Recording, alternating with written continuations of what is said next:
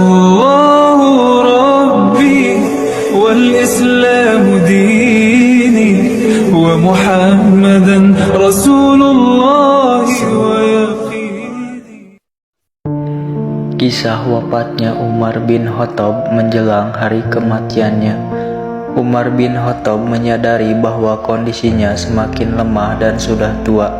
Beliau pun berdoa kepada Allah SAW agar diberi kesyahidan, dan Allah pun mengabulkan doanya itu.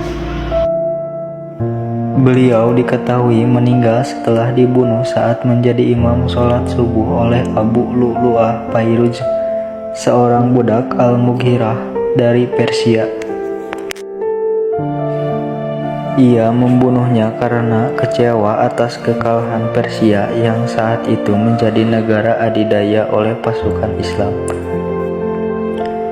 Beliau ditikam menggunakan pisau sebanyak 6 kali sehingga mengakibatkan luka yang sangat parah. Baru saja akan memulai niat sholat dan hendak bertakbir, tiba-tiba Abu Lu'lu'ah muncul di hadapan Umar dan menikamnya sebanyak 3 hingga 6 kali. Beliau yang merasakan panas senjata itu di dalam dirinya menoleh kepada jamaah dan memerintahkan mereka untuk mengejar Abu Lu'lu'ah. Abu Lu'lu'ah menikam jamaah yang hendak menangkapnya.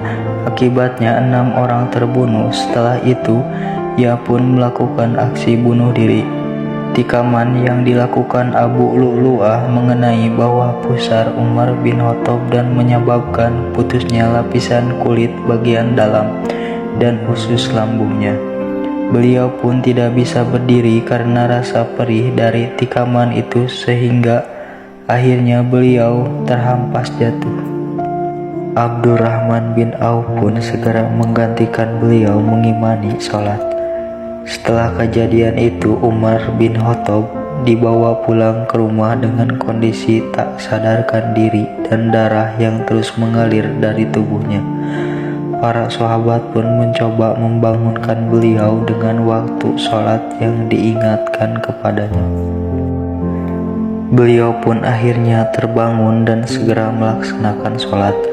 Setelah selesai, beliau bertanya siapa orang yang telah menikamnya. Para sahabat pun menjawab, dan setelah itu Umar bin Khattab merasa bersyukur bahwa ia dibunuh bukan oleh orang yang beriman, melainkan orang yang bahkan tak bersujud kepada Allah SAW. Tak lama setelah itu beliau meninggal dunia. Setelah wafat, jabatan khalifah dipegang oleh Utsman bin Affan.